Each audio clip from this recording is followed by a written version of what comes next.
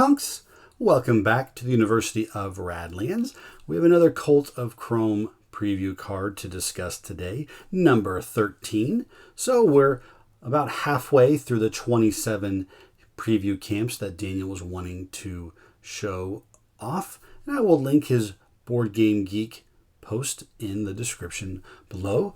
We have a really interesting camp today, as it's the first preview he's shown off of a replacement camp.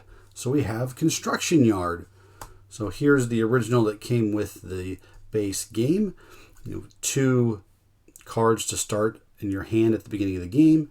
And then for 1 water, if this card isn't damaged, flip over a destroyed camp and destroy this card. So pretty unique ability. You can only use it once in the game, and it might not be one that you ever really use. So it's being replaced with this Construction Yard. And of course, we have the expansion symbol in the corner. So you're going to know or remember which one is which through that. It only gives you 1 starting card to start the game. So 1 less card draw at the beginning. But you get a couple of abilities.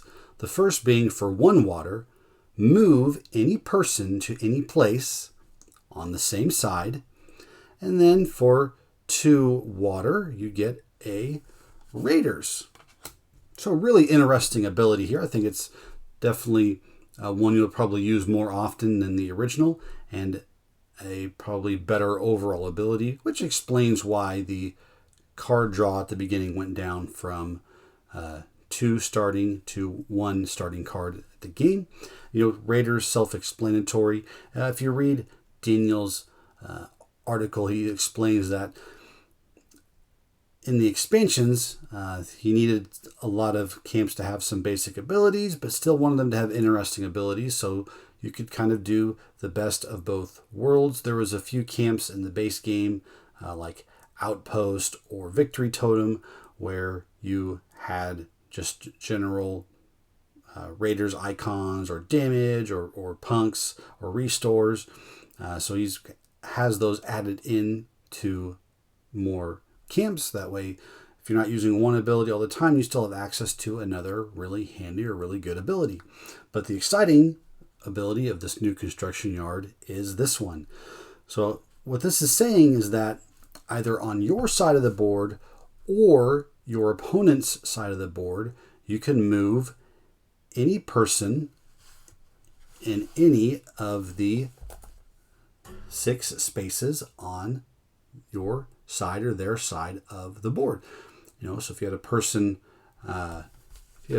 here, and you wanted to move them over here because you could protect them with this person, you could do that. Or if you have your opponent's board and you're wanting to hit this person, you could move their person over to here to expose this person to damage them. Or maybe you're wanting to hit this camp. Well, move this person over here, and now you've exposed one of their camps. So that's a pretty handy or nifty ability. So there's a few camps that you can pick that would combo well with this. We've discussed in the previews a camp called Laser Tower. That was a camp that did damage, but it destroyed all the people in the column in front of Laser Tower. Well, before you activate Laser Tower, you can only have 1 person in the row, move them out of the way. And now you can play people in front of Laser Tower, move them as you see fit with your Construction Yard, and then deal your damage with Laser Tower. Another camp that synergizes really well with Construction Yard is Oasis. So with Oasis, if you have nobody in the column in front of Oasis, when you play a person there, they cost 1 less. So it's kind of a way to get a lot of the 1-cost people out for free.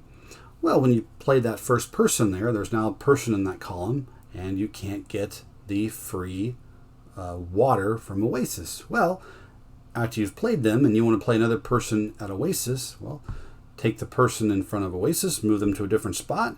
You have cleared out your Oasis column, and you can play another person there for free. And I thought the Juggernaut was another interesting one that could kind of see some synergy with Construction Yard. As you're moving Juggernaut up, you could move people, Instead of having to play people behind them, if you already have a person out that maybe you want to move in front of Juggernaut to protect Juggernaut, or behind if you have somebody really powerful that you want to have doubly protected, move them behind Juggernaut from somewhere else on the board. Some people that could really take advantage of Construction Yard. Pyromaniac and Looter came to mind. I bring these characters up because Pyromaniac can only hit unprotected camps, and when Looter hits a camp, he gets to draw a card. So if your opponent has all their camps protected, well, move one of those people from in front of one of their camps out of the way, expose their camp. Well, now you have access to Pyromaniac and drawing cards with Looter.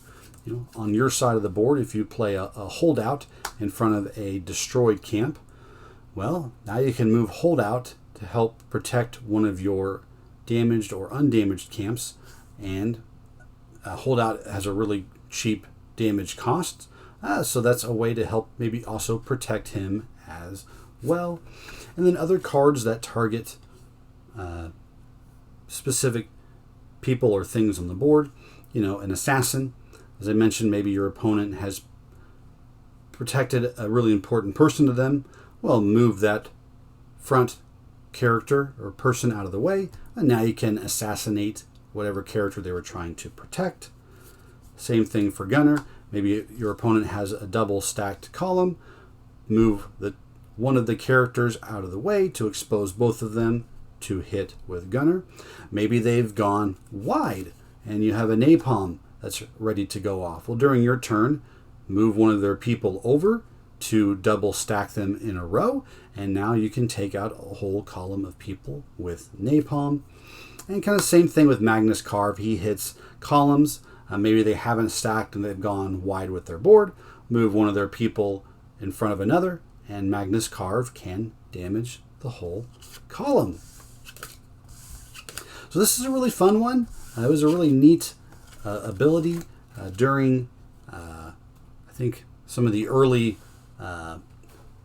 play testing before Roxley gave the go-ahead to replace some of the original camps. This one was originally called Crane, and I don't remember or recall if it had that Raiders ability or not. That might have been added later on from Daniel, but